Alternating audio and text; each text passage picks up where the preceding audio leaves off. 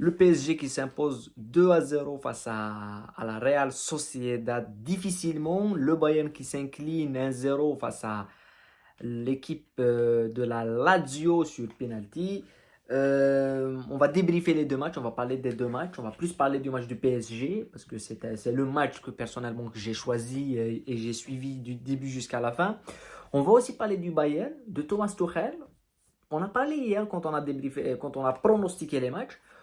J'attendais à que le Bayern, au minimum, fasse un nul. Je disais victoire ou match nul. Mais qu'ils perdent. Et de cette façon-là, le problème du Bayern ou les problèmes du Bayern sont beaucoup plus compliqués qu'on le pense. Et il faut approfondir les trucs. Donc, Azul Salam, bonsoir à tous. N'oubliez pas de liker et de vous abonner à la chaîne. On va commencer par le PSG qui s'est imposé 2-0 dans un match bizarre. Un match bizarre parce que c'est un match à temps fort. Et jusqu'à la 60e minute, on va prendre le PSG s'est fait dominer par la Real. Ils se sont fait dominer dans les duels. Ils se sont fait manger dans les petits périmètres, dans la profondeur. Et pour moi, ce qui est bien aussi pour le PSG, parce que quand on va parler de ça, qu'on va dire que pendant 60 minutes, tu t'es fait dominer sur ton premier mi-temps, la Real pouvait même marquer avec la frappe de Mirino. En deuxième mi-temps, le début de la deuxième mi-temps, t'as l'entame de la deuxième mi-temps, elle est pour la Real Sociedad. Donc on se dit que ça va être un match difficile pour les Parisiens. Et puis sur un corner, il y a eu un petit temps fort. C'est pas vraiment un temps fort de la part du PSG, mais il y a ce but qui vient pour Kylian Mbappé. Et derrière, il y a le deuxième but de Barcola qui plie un petit peu le match et puis qui redonne le match, qui le donne un petit peu au PSG qui a après été dans la gestion et beaucoup plus en attente de cette équipe de la Real qui a essayé de sortir, mais ils ont raté le coach. Et c'est ça qu'on dit, qu'on dit souvent sur la Ligue des Champions et sur des compétitions comme la Ligue des Champions surtout. C'est une compétition où il faut gérer les temps faibles. Il ne faut pas parler des temps forts, mais il faut gérer les temps faibles. Et le PSG a plus géré ou a mieux géré les temps faibles pour une fois, parce que l'année passée, dans son histoire européenne, le Paris Saint-Germain n'est pas une équipe qui gère les points faibles, les temps faibles. Voilà, on les a vus, il y a des exemples à rapport, hein, la remontada, les remontadas. Donc ça se jouait toujours à ce moment où pas qu'il domine, mais qu'il soit dominé et qu'il flinche. Et ce soir, c'est la Real Sociedad qui a flinché parce que la Real Sociedad avait un temps fort, un long, grand temps fort, très très long, en fin de première mi-temps et en début de deuxième mi-temps. Ils n'ont pas pu marquer, ils n'ont pas pu concrétiser ce temps fort. Et quand ils avaient un temps faible, ils n'ont pas pu résister à ce temps faible, à cette montée des Parisiens, à ce corner bien joué de la part des Parisiens en deux temps pour trouver Kylian Mbappé sur le second poteau. Et puis derrière, il y a le deuxième but de Barcola en transition avec cette passe magnifique de Fabien Ruiz. La Sociedad de 1, ça a été plaisant de les voir. On a vu un très bon football dans les petits espaces, dans la domination, dans le pressing et contre-pressing. Le PSG a beaucoup souffert, surtout au milieu de terrain. En premier temps, quand la deuxième mi-temps commence, moi j'ai vu, sérieusement, je le dis, quand j'ai vu Warren Zaïre-Emery en deuxième mi-temps, on rentrait en début de deuxième mi-temps, je me suis dit, est-ce qu'il va rentrer Warren Zaïre-Emery? Parce qu'on ne l'a pas vu. Et c'est pas la faute de Warren Zaïre-Emery tout seul, mais c'était collectivement, ils se sont fait marcher dessus en première mi-temps de la part de Zubimendi, de Mirino, de Brais Mendes. L'équipe de la société qu'on connaît, le truc qu'on connaît avec la société du début de saison, où j'ai dit, c'est est-ce qu'ils seront comme on les connaît en début de saison, c'est-à-dire une équipe dominatrice, mais efficace. La société, c'était une équipe efficace. Ça dominait, ça t'asphyxiait, ça te retirait le ballon, ça jouait à une touche tiki-taka, mais ça marquait des buts. Mais là, c'est pas le cas. C'est une équipe qui, certes, domine, certes, joue bien, certes, continue de presser et, et agressif. Quand on voit les sorties de Lenormand sur les joueurs du PSG, ça se prouve que l'agressivité, elle est là avec Traoré Amaris. Voilà, c'est tout. Mais après, dans le dernier tiers, l'année passée, il y avait un joueur comme le Suédois, je ne me rappelle plus du nom, qui joue maintenant à Newcastle, qui faisait justement ça.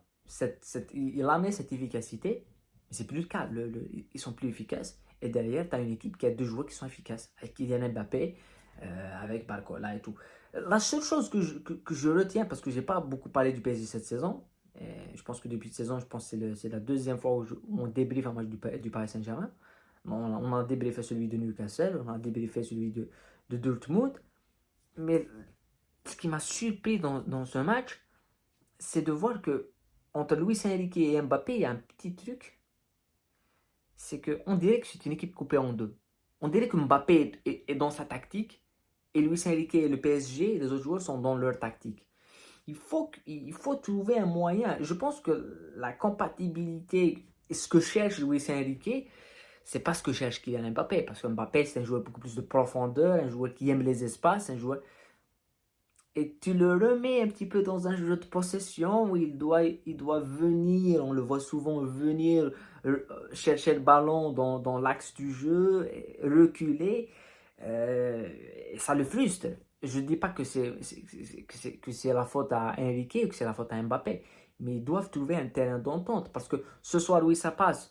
Ce soir, il y a un match retour, ça peut ne pas passer au match retour, mais après, quand tu auras des adversaires beaucoup plus costauds, quand tu vas jouer City, le Bayern, ou voilà, une équipe costaud, ça ne veut pas dire que ce sera un City, mais il y aura beaucoup plus de difficultés à ce que cette alchimie fonctionne, parce qu'on voit Mbappé, surtout en premier temps, ça cherche beaucoup la solution individuelle, ça s'isole beaucoup, ça cherche le côté, ça fuit l'axe, là où Enrique le cherche, dans l'axe.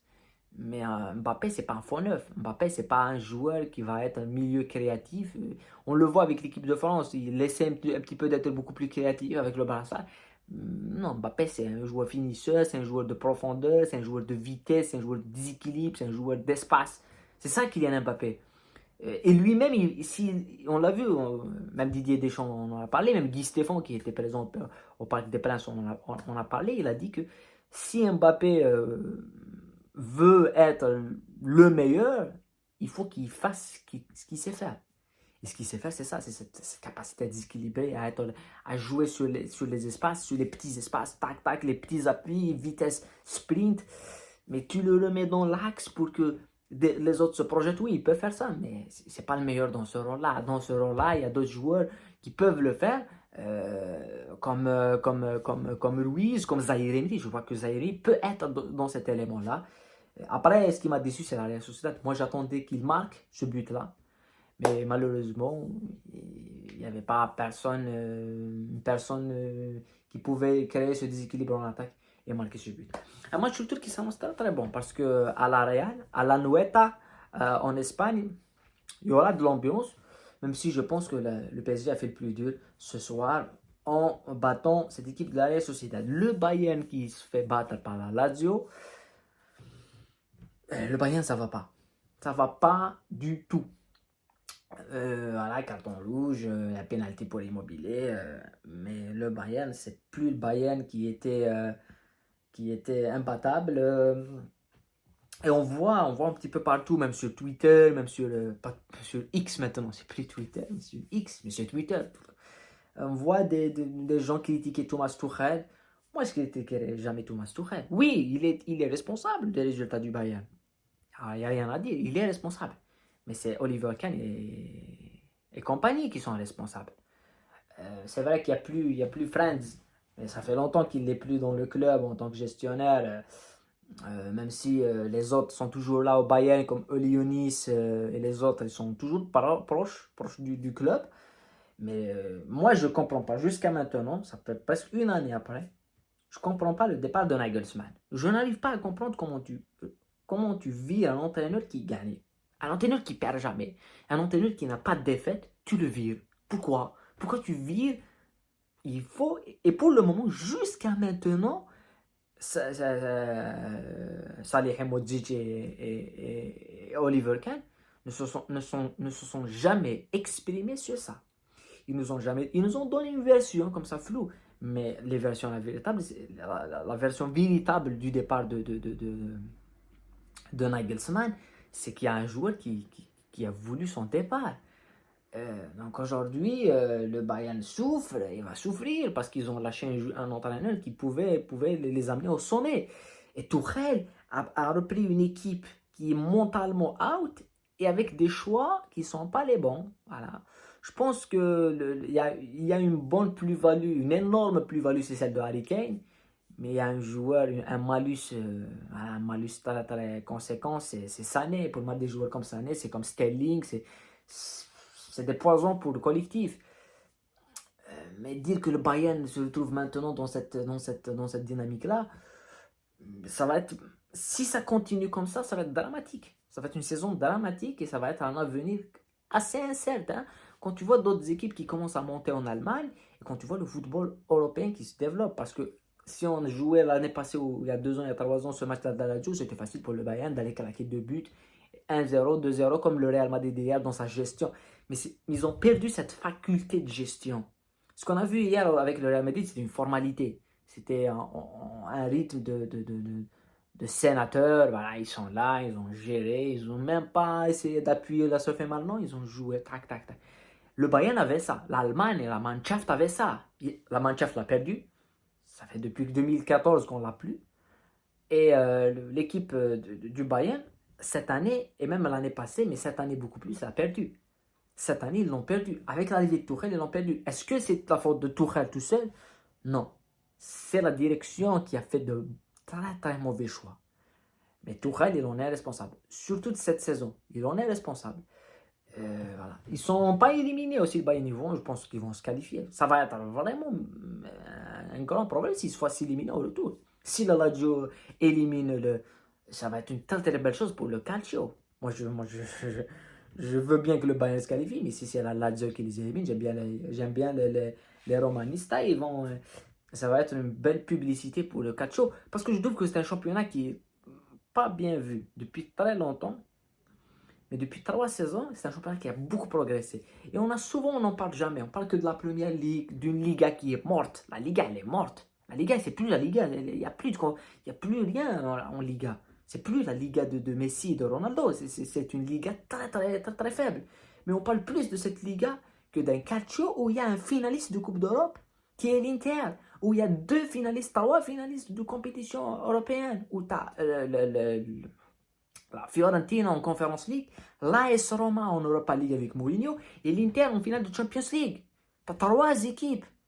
Et on n'en parle pas du calcio. On dit que c'est un championnat. Non, il est supérieur à l'Espagne, le calcio maintenant. L'Inter, c'est l'équivalent du Real Madrid de niveau. On parle de niveau, on ne parle pas d'histoire, il y a des gens qui vont. Mais en termes de niveau, c'est la même chose. C'est presque la même chose. En termes de niveau, pas des joueurs et tout, oui, le Real a Bellingham. Et l'Inter a Lautaro. Mais quand tu vois la concurrence qu'a l'Inter en Italie, c'est la Juve, c'est Milan, c'est Napoli. En Espagne, Girona et Barcelone sont très très loin.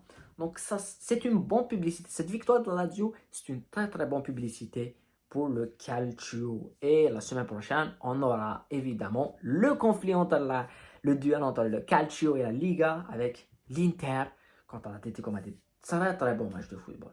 Voilà. On attend avec impatience cette affiche. Voilà. En tous les cas, c'était le débrief. On se retrouve dans d'autres vidéos, dans d'autres analyses. Prenez soin de vous, la paix sur vous et à bientôt.